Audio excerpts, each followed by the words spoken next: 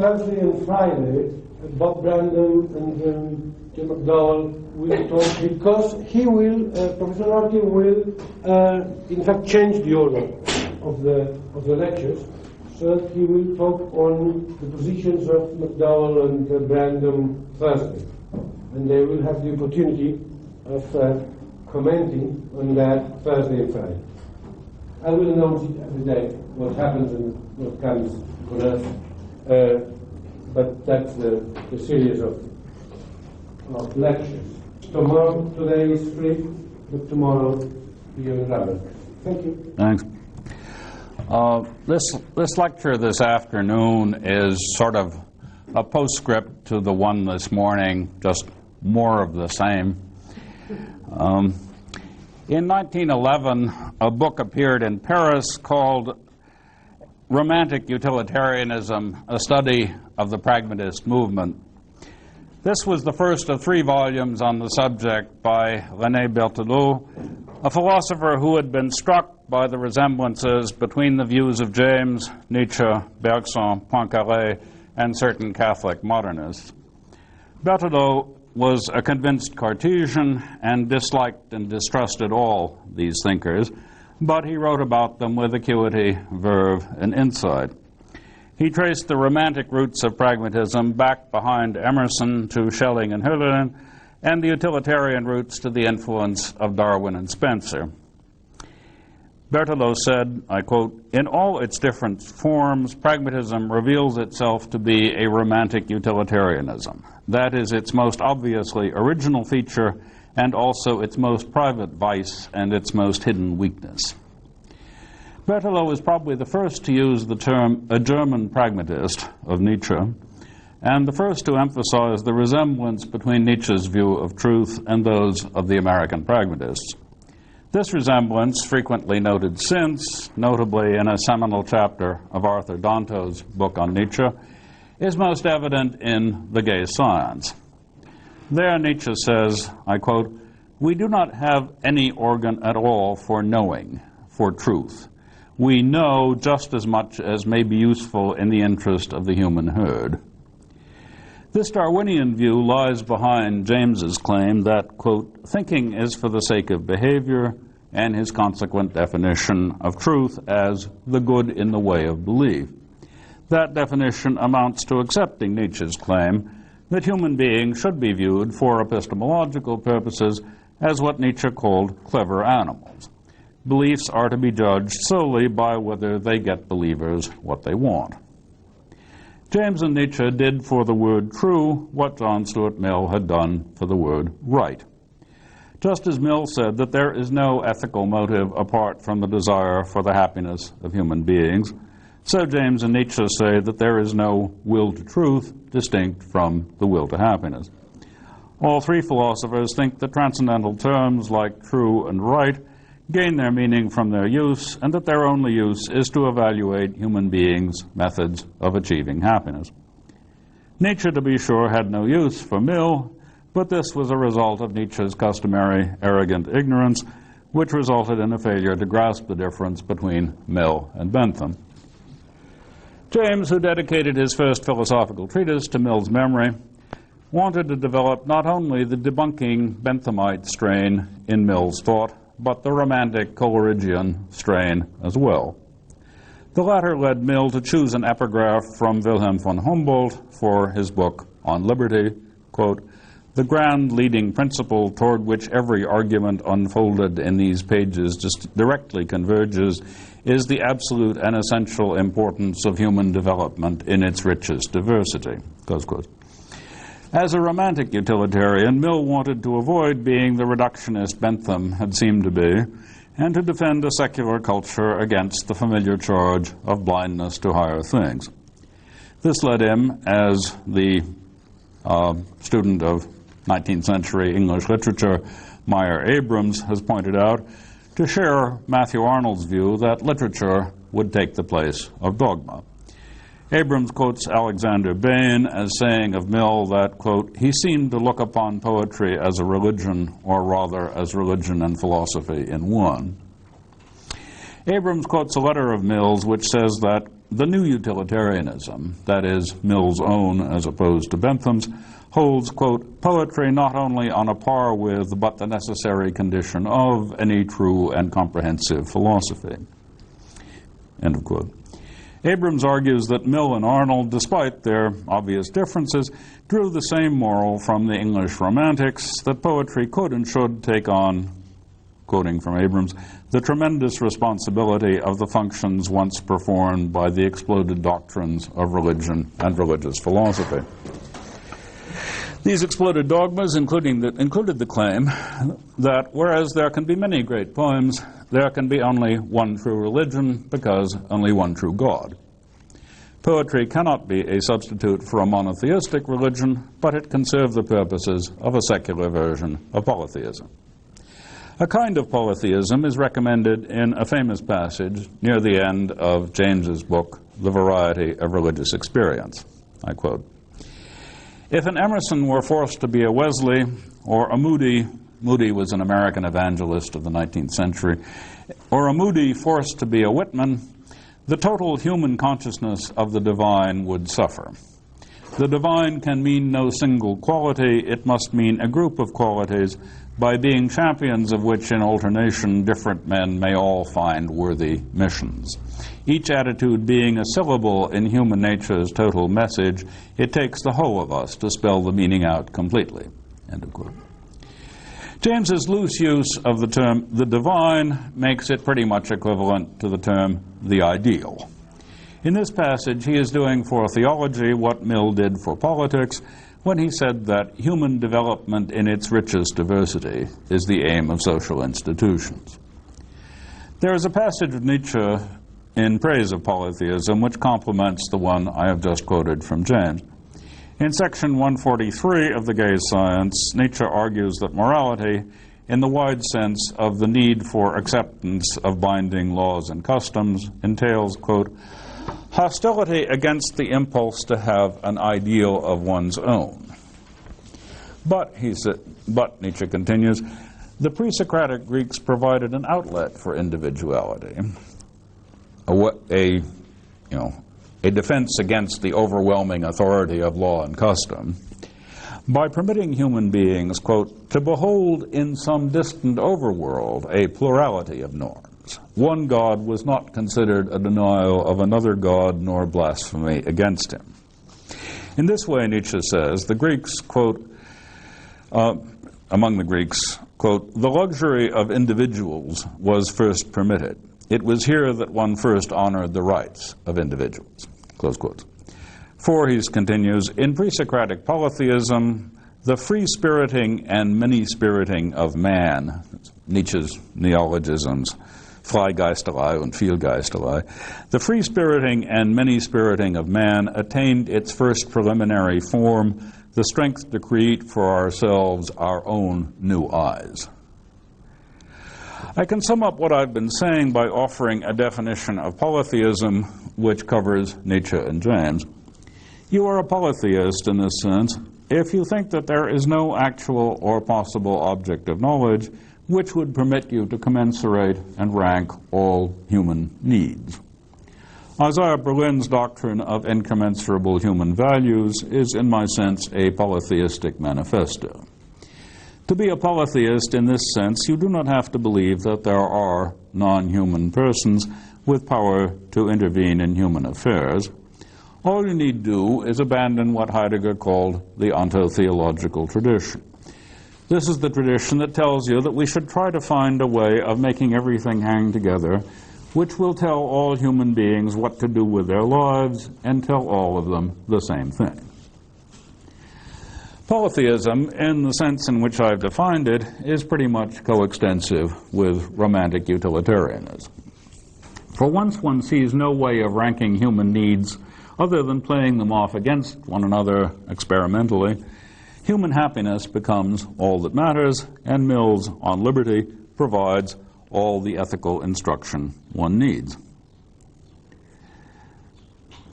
Polytheists agree with Mill and Arnold that poetry should take over the role which religion has played in the formation of individual human lives, and that nothing should take over the function of churches.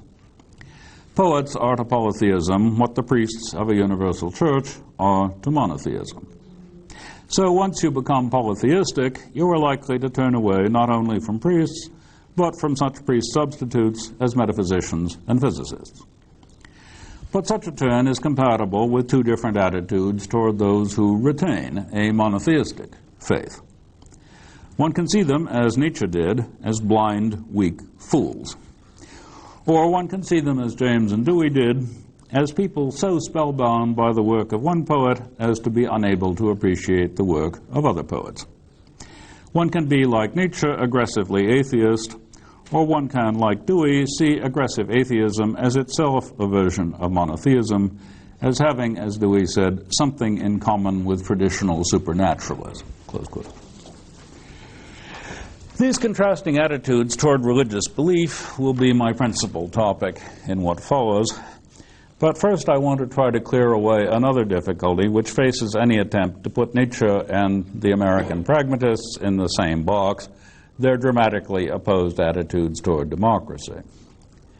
Nietzsche was a utilitarian only in the sense that he saw no goals for human beings to pursue other than human happiness.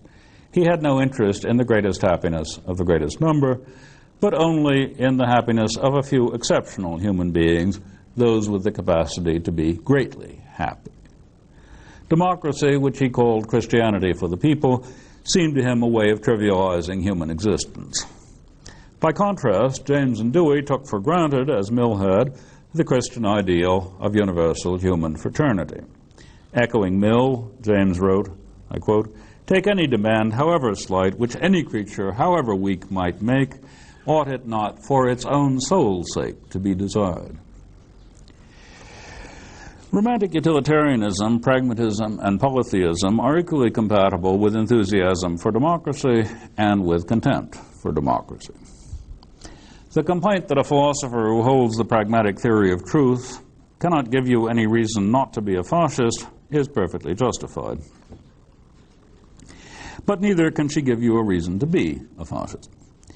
Once you become a polytheist, in the sense I just defined, you have to give up on the idea that philosophy can help you choose among the various deities and the various forms of life which are on offer.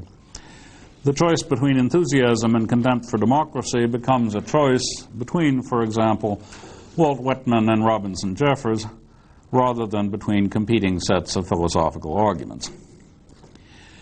Those who find the pragmatist identification of truth with what is good to believe morally offensive often say that Nietzsche,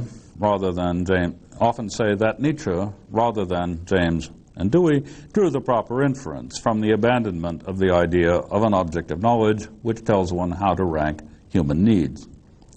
Those who think of pragmatism as a species of irrationalism and of irrationalism as selling the past to fascism say that James and Dewey were blind to the anti-democratic consequences of their own ideas and naive to think that one could be both a good pragmatist and a good Democrat.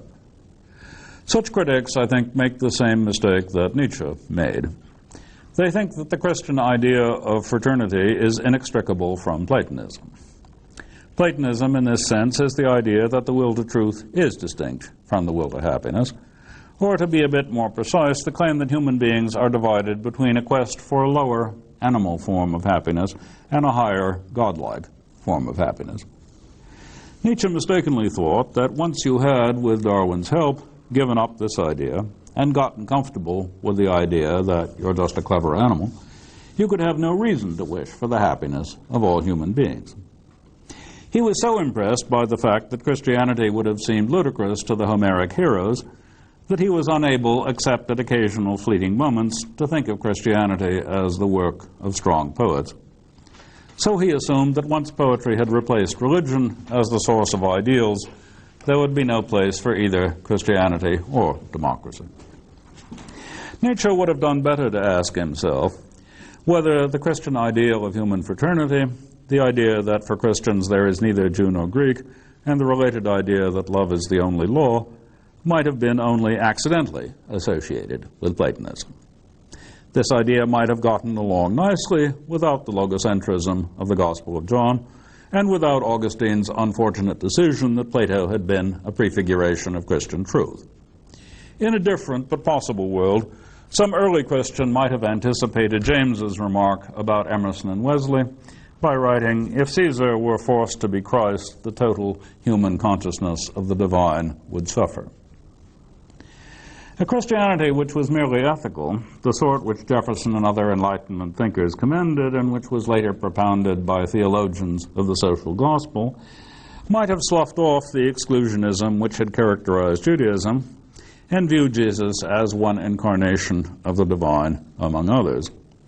The celebration of an ethics of love would then have taken its place within the tolerant polytheism of the Roman Empire, having disjoined the ideal of human brotherhood from the claim to represent the will of an omnipotent and monopolistic Heavenly Father. Had they preached such a merely moral and social gospel, the Christians would never have bothered to develop a natural theology. 13th century Christians would not have worried about whether the scriptures could be reconciled with Aristotle. 17th century ones would not have worried about whether they could be reconciled with Newton, nor 19th century ones about whether they could be reconciled with Darwin.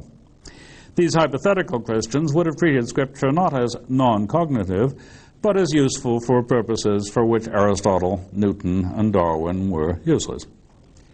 As things in fact were, however, the Christian Church has remained obsessed by the Platonic idea that both truth and God are one.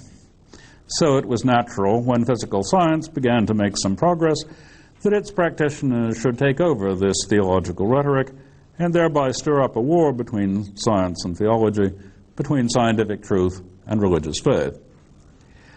I've imagined such a non-Platonic and non-exclusivist form of Christianity in order to emphasize that no chain of inference links the ideal of human fraternity to the ideal of escaping from a world of appearance inhabited by animals to a real world in which you will become as gods.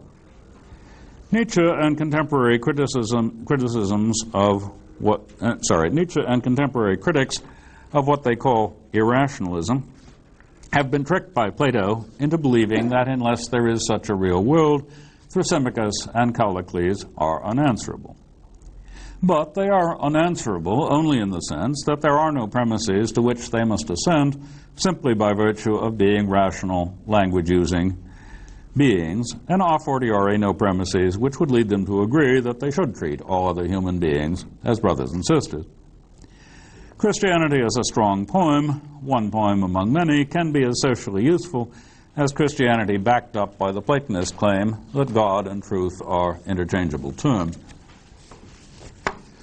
So far, I've been trying to make Berthelot's idea that Nietzsche and the American pragmatists are parts of a single intellectual movement a bit more plausible by arguing that neither of the Americans need infer their devotion to democracy from their pragmatism.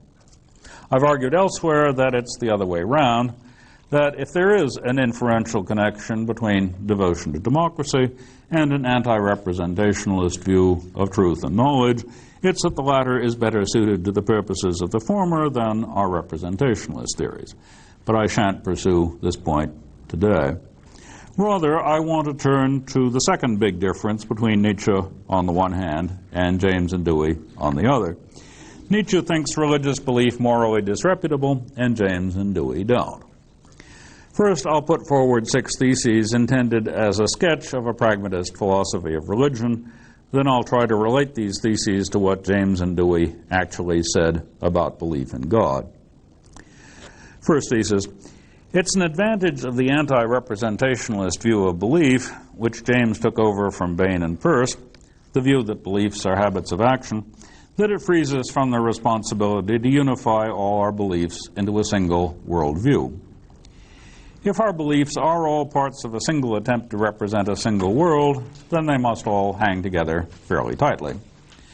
But if they're habits of action, then, since the purposes served by action may blamelessly vary, so may the habits we develop to serve these various purposes.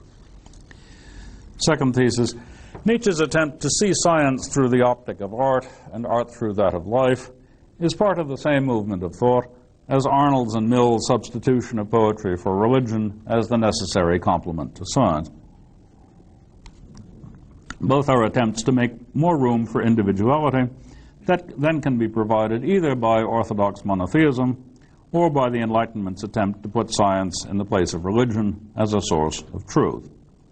So the attempt by Tillich and others to treat religious faith as symbolic, and thereby to treat religion as poetic and poetry as religious, and neither as competing with science, is on the right track. But to make it convincing, we need to drop the idea that some parts of culture fulfill our need to know the truth, and others fulfill lesser aims.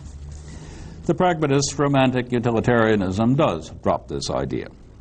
If there is no will to truth apart from the will to happiness, there is no way to contrast the cognitive with the non-cognitive, the serious with the non-serious. Third thesis. Pragmatism does, however, permit us to make another distinction, one which takes over some of the work previously done by the old distinction between the cognitive and the non-cognitive.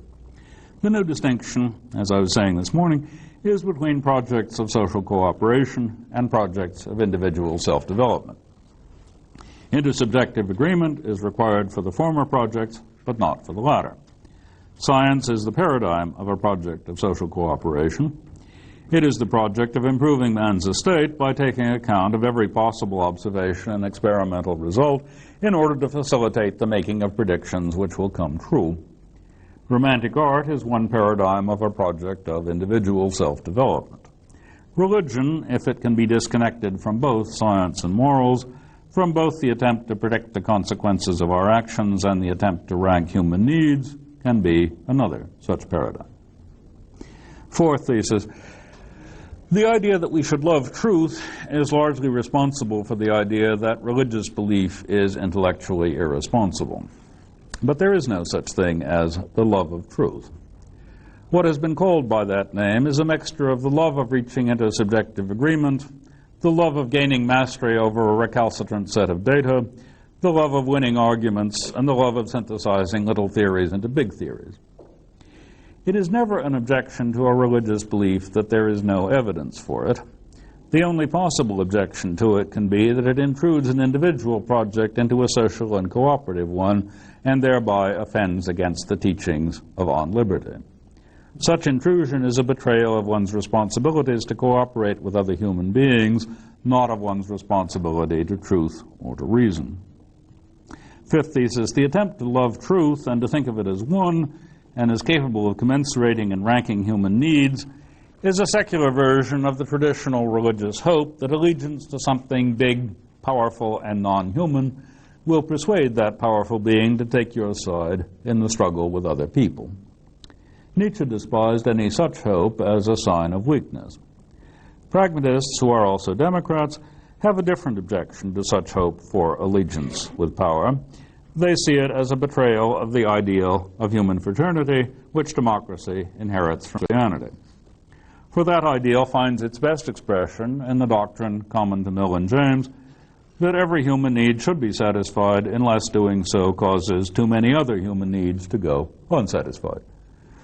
The pragmatist objection to traditional forms of religion is not that they are intellectually irresponsible in disregarding the results of natural science. Rather, it is that they are morally irresponsible in attempting to circumvent the process of achieving democratic consensus about how to maximize happiness. I turn now to the question of how this view of religious belief, outlined in these 5 theses, accords with the views of James and Dewey. It would not, I think, have been congenial to James, but I think it might have suited Dewey.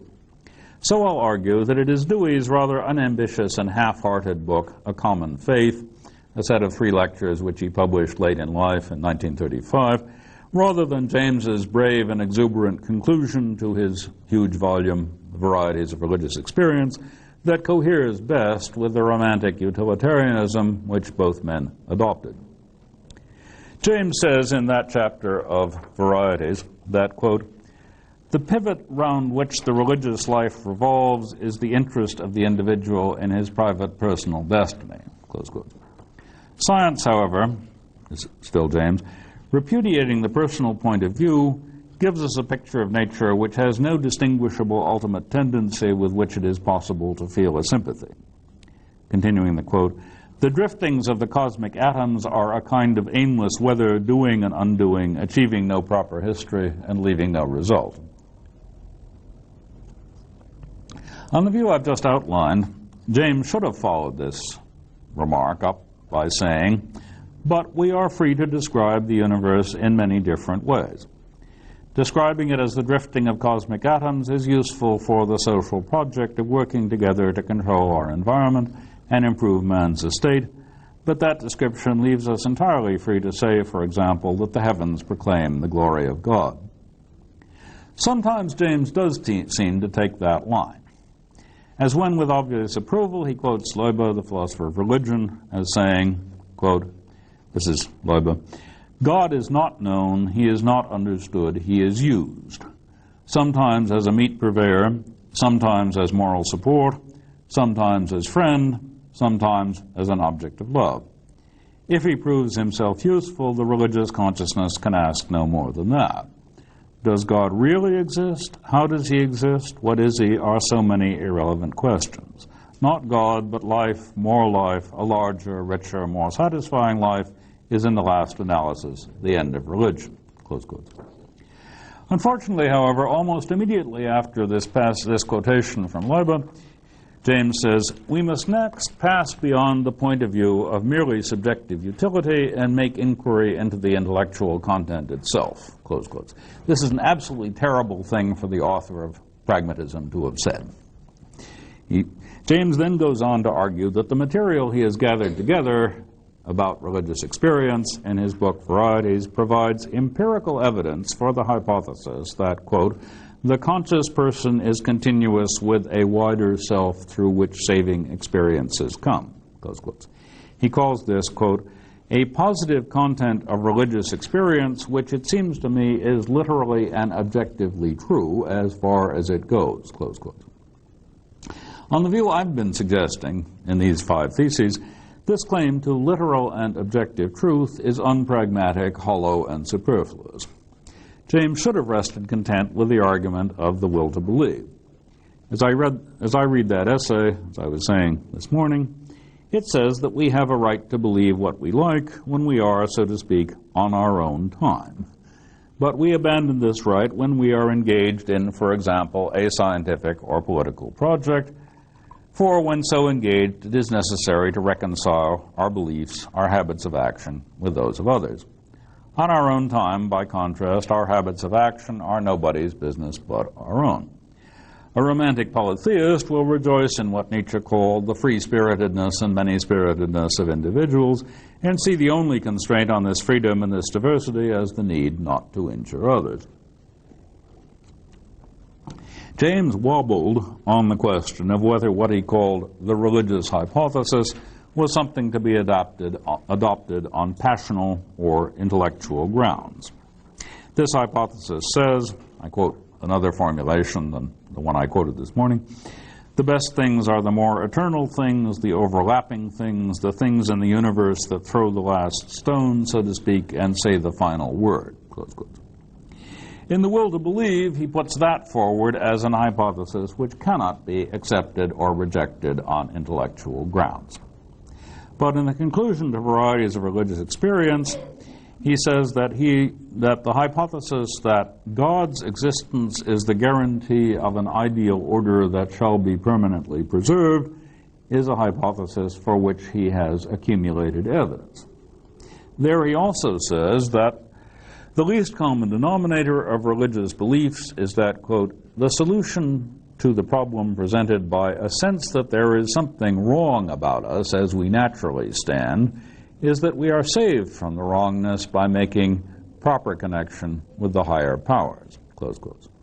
Again, he says, something I quoted before, the conscious person is continuous with a wider self from which saving experiences come.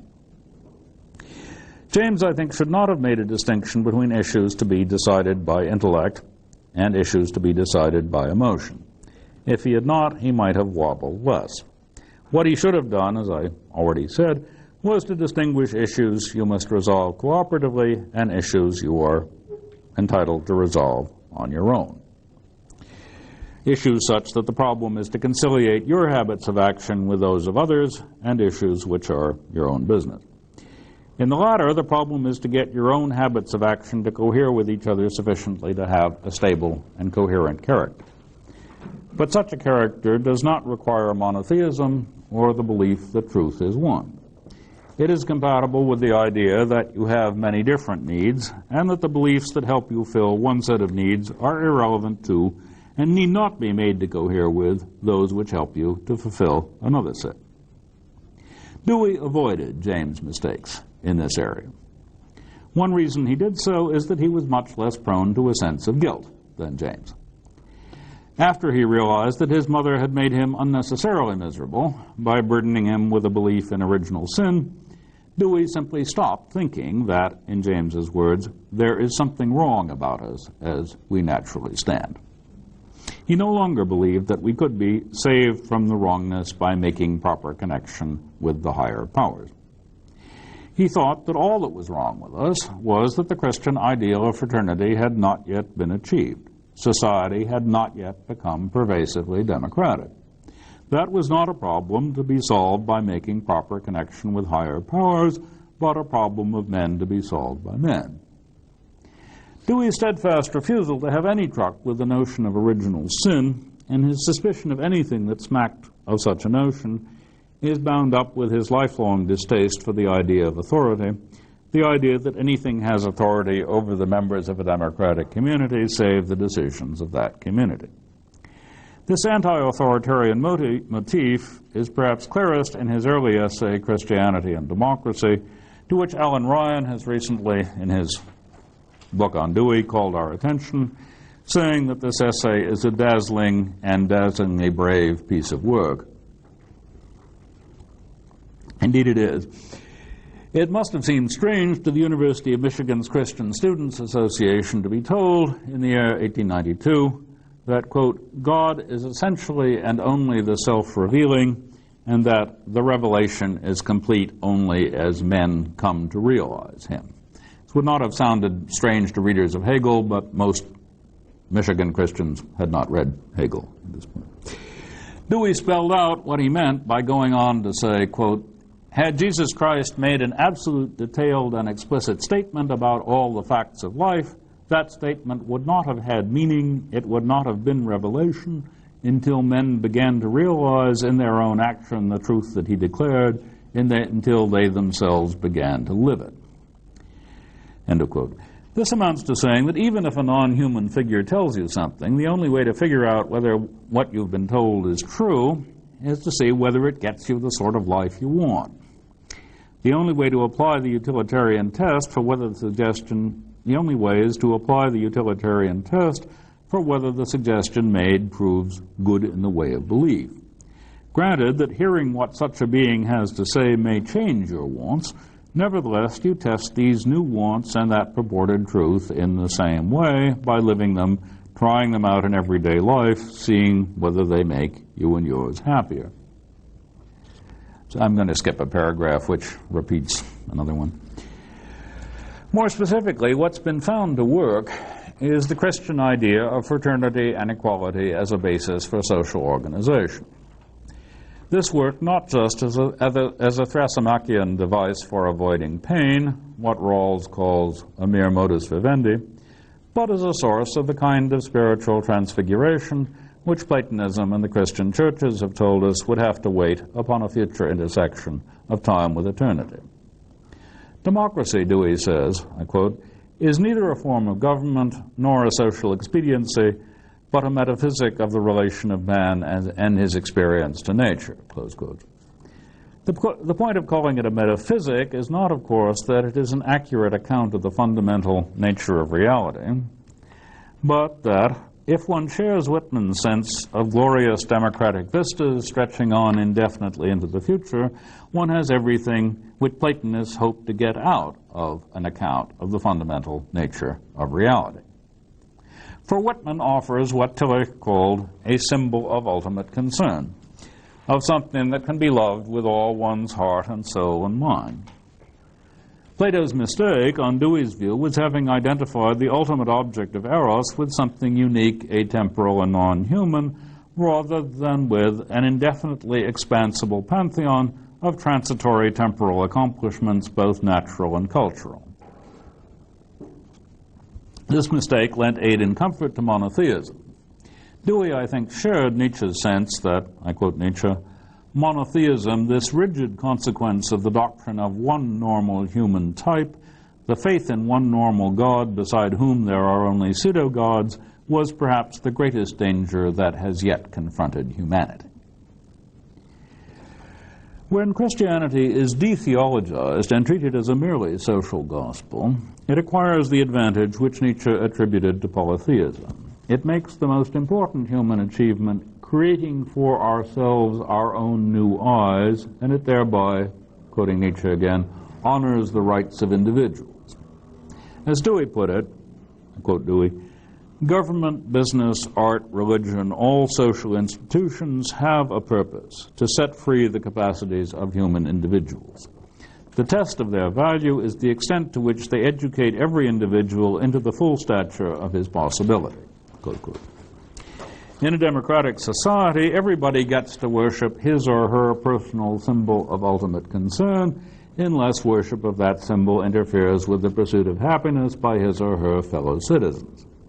Accepting that utilitarian constraint, the one Mill formulated in On Liberty, is the only obligation imposed by democratic citizenship, the only exception to democracy's commitment to honor the rights of individuals. This means that nobody is under any constraint to seek truth, nor to care any more than Sherlock Holmes did whether the earth revolves around the sun or conversely. Scientific theories become, as do theological and philosophical theories, optional tools for the facilitation of individual or social projects. Science thereby loses the position it inherited from the monotheistic priesthood as the people who pay proper tribute to the authority of something not ourselves. The term not ourselves tolls like a bell throughout the text of Matthew Arnold's Literature and Dogma, and this may be one of the reasons Dewey had a particular dislike for Arnold. Once he got out from under the influence of his mother's Calvinism, Dewey distrusted nothing more than the suggestion that there was a non-human authority to which human beings owe respect. He praised democracy as, quote, the only form of moral and social faith which does not rest upon the idea that experience must be subjected at some point or other to some form of external control, to some authority alleged to exist outside the process of experience, close quote. This passage in an essay of 1939 echoes one written 47 years earlier in Christianity and Democracy. There Dewey had said, quote, the one claim that Christianity makes is that God is truth, that as truth he is love and reveals himself fully to man, keeping back nothing of himself, that man is so one with the truth thus revealed that it is not so much revealed to him as in him. He is its incarnation. For Dewey, God is in no way Kierkegaard's wholly other. Rather, he is whatever human beings come to see through the eyes that they themselves create. In the battle between Hegel and Kierkegaard, Dewey is entirely on Hegel's side. If atheism is interpreted as anti-monotheism, then Dewey was as aggressive an atheist as has ever lived. The idea that God might have kept something back, that there might be something not ourselves which it was our duty to discover, was as distasteful to him as was the idea that God could tell us which of our needs took priority over others. Dewey reserved his awe for the universe as a whole, what he called the community of causes and consequences in which, together with those not born, in which we, together with those not born, are enmeshed. Again, he says, the continuing life of this comprehensive community of beings includes all the significant achievement of men in science and art, and all the kindly offices of intercourse and communication. Notice in the passages I have just quoted the phrase, together with those not born, and also the adjective continuing. Dewey's distaste for the eternity and stability on which monotheism prides itself is so great that he can never refer to the universe as a whole without reminding us that the universe is still evolving, still experimenting, still fashioning new ways with which to see itself. Wordsworth's version of pantheism meant a great deal to Dewey, but Whitman's insistence on futurity meant more. Wordsworth's pantheism saves us from what Arnold had called Hebraism by making it impossible to treat, as Dewey put it, the drama of sin and redemption enacted within the isolated and lonely soul of man as the one thing of ultimate importance. But Whitman does something more. He tells us that non-human nature culminates in a community of free men in their collaboration in building a society in which, as Dewey said, quote, poetry and religious feeling will be the unforced flowers of life. Dewey's God, his symbol of what he called the union of the ideal and the actual, was the United States of America, treated as a symbol of openness to the possibility of, as yet undreamt of, ever more diverse forms of human happiness. Much of what Dewey wrote consists of endless reiteration of a passage in Democratic Vistas, at which Whitman says, America counts, as I reckon, for her justification and success, for who as yet dare claim success almost entirely on the future. For our new world I consider far less important for what it has done or what it is than for results to come. So much for my contrast between James and Dewey, and for my claim that Dewey is the better exponent of a properly pragmatist philosophy of religion. I'll end with an attempt to reply to Dewey's most recent critic, Alan Ryan. Ryan agrees with Sidney Hawke that Dewey tried to stretch the term God too far. Toward the end of his discussion of Dewey's treatment of religion, Ryan writes, as myself an aggressive atheist, I am not persuaded that the usefulness of such ways of talking has much bearing on their truthfulness. To put it unkindly, one might complain that Dewey wants the social value of religious belief without being willing to pay the epistemological price for it. To put it less unkindly, we may wonder whether, in fact, it is possible to have the use of a religious vocabulary without the accretion of supernaturalist beliefs that Dewey wishes to slough off. Elsewhere, Dewey firms up this latter doubt by saying that Dewey, quote, was simply wrong about the religious attitude because he failed to realize that the sense of human finitude and, quote, the proper self-doubt that the doctrine of original sin picks up and maybe traduces are among the more serious features of traditional religious belief, close quotes. Committed pragmatists like myself would not dream of distinguishing between the usefulness of a way of talking and its truth, nor would we imagine that any belief came with an epistemological price tag attached.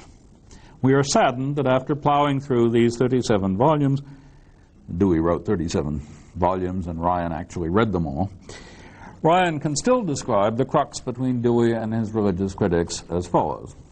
Although we learn our understanding of the world in a community and employing the resources of a culture, we cannot help asking whether our interpretation of the world is right.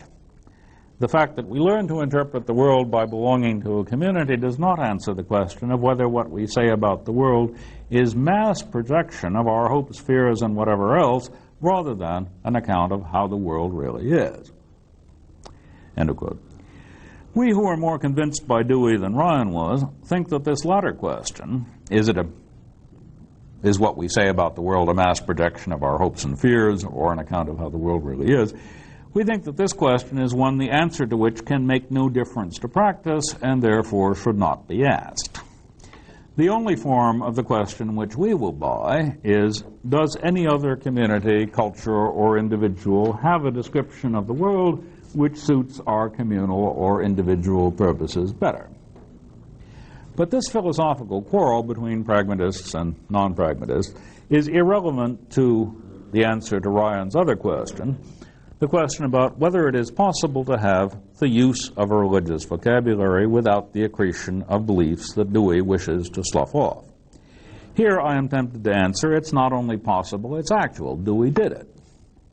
But of course, Ryan doesn't mean possible, he means legitimate.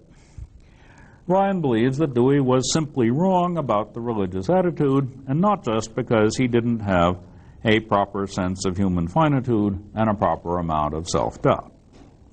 I suspect that Ryan thinks that, just as you probably can't play chess without the queen, you probably can't have a religious attitude without believing that there is a power not ourselves, a power occupying a place in the same causal order as the comets and the quarks that makes for righteousness.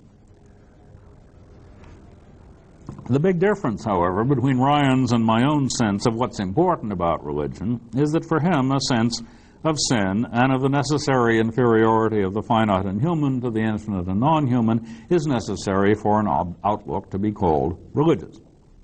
I see Christianity as working its way from a form of religion in which the notions of obedience, sin, and immortality are central to one in which those notions have all but vanished.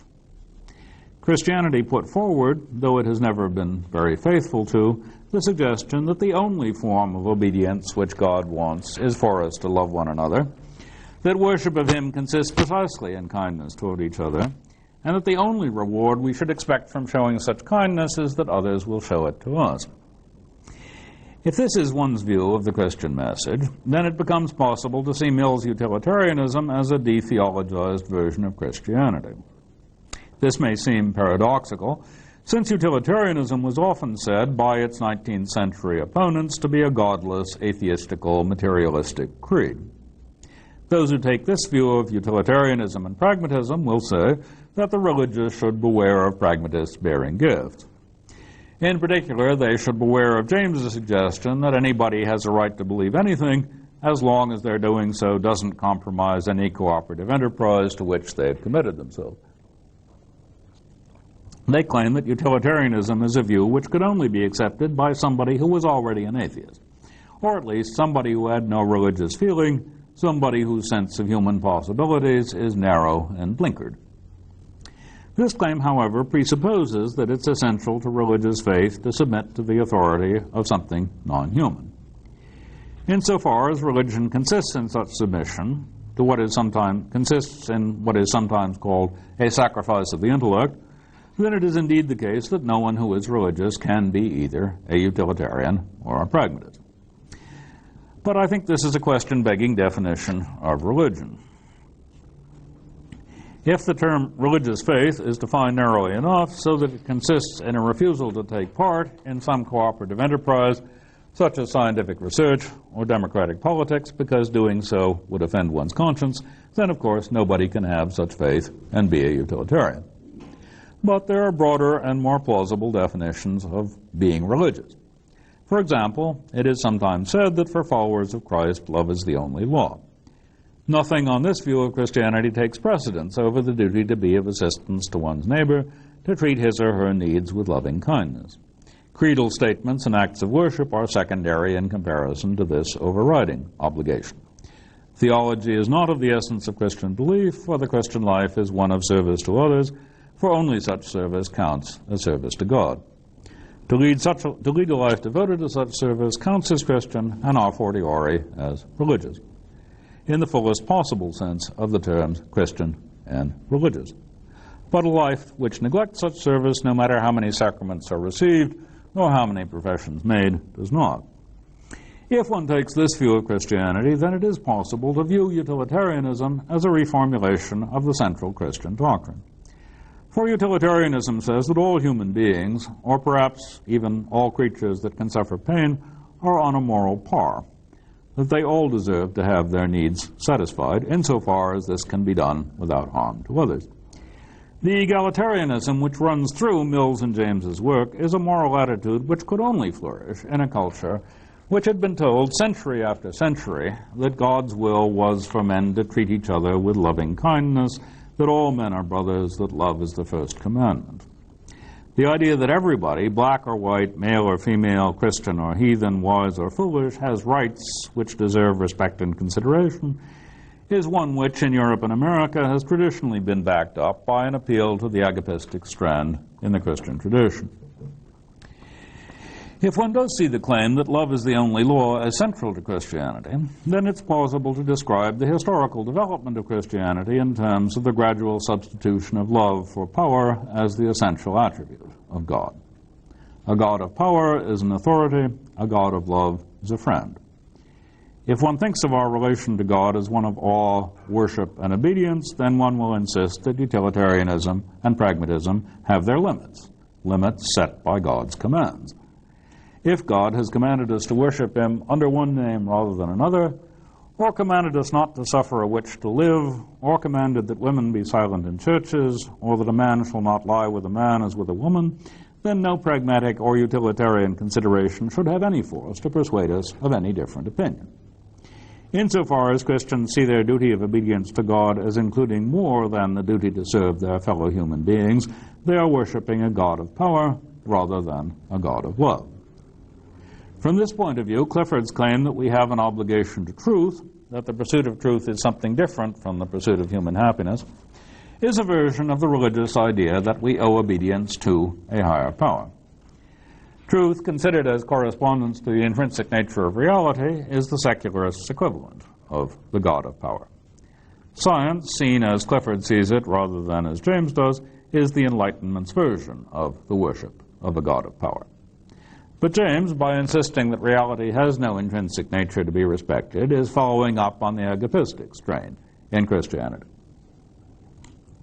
In saying that our duty to truth amounts to the duty to respect the needs of those fellow creatures with whom we're involved in cooperative activities, pragmatists are following out the line of thought in Christianity which says that love is the only law. Suppose that a source which you believe to be non-human tells you that all men are brothers, and that your attempt to make yourself and those you cherish happier should be expanded into an attempt to make all human beings happy. For Dewey, your belief that the source of this suggestion is a non-human power is irrelevant. You might have heard the same suggestion from a false messiah, or you might have found it scratched anonymously on a wall. Whatever its source, it has no validity unless it is treated as an hypothesis tried out and found successful. The good thing about the Christian doctrine that love is the only law, Dewey is saying, is not that it's been proclaimed from above, but that it works. It works according to utilitarian criteria. Living in this way, in fact, produces more human happiness than is produced by living in any other way. It would be pointless to ask whether Dewey is judging Christianity by utilitarian or pragmatist criteria, or instead judging utilitarianism and pragmatism by Christian criteria. He is doing both at once, and he sees no need to make one act of judgment prior to the other. For he is treating Christianity, utilitarianism, and pragmatism as so many different ways of getting human beings to stand on their own feet, to rely on each other rather than for hoping for help from the non-human. They are, in his eyes, three different forms of the attempt to substitute love for obedience. He sees Christianity not as a matter of exchanging worship for a promise of protection from a power not ourselves, but as a way of freeing us to exchange awe for hope and love. He sees utilitarianism and pragmatism as ways of freeing us from the idea that something non-human deserves, something non-human, be it the mysterious will of God or the mysterious true nature of reality, deserves respect simply because it is so different from us and so unconcerned with our needs. For Dewey, Kierkegaard's holy other is demonic rather than divine, and the worship of the holy other is idolatry, a betrayal of everything which Christ stood for. If this humanistic version of Christianity seems strange, that may be because it leaves no room for the doctrine which was closest to Kierkegaard's heart, the doctrine of sin. That we are in sin, Kierkegaard tells us, is something so hard for us sinners to realize that only the operation of grace can make it possible. For Dewey, on the other hand, there is no such thing as sin, because no such thing as radical evil. Every evil, Dewey thought, as Hegel did, is a name for a lesser good, a good considered and rejected in the process of deliberation. The anti-authoritarianism, which was central to the Enlightenment, and of which anti-clericalism was only one facet, finds its ultimate expression in the substitution of the kind of fraternal cooperation characteristic of an ideal democratic society for the idea of redemption from sin. The Enlightenment rationalists substituted the idea of redemption from ignorance by science for this latter theological idea. But Dewey and James wanted us to get rid of that notion too. They wanted to substitute the contrast between a less useful set of beliefs and a more useful set for the contrast between ignorance and knowledge. For them, there was no goal called truth to be aimed at. The only goal was the ever-receding goal of still greater human happiness. I've given you this sketch of Dewey's attempt to appropriate Christianity for his own pragmatic purposes in order to reply to the suggestion that pragmatism begs the question against religion. As I see it, the only question it begs is whether we are in a state of sin, whether we need to rely on something non-human for our salvation.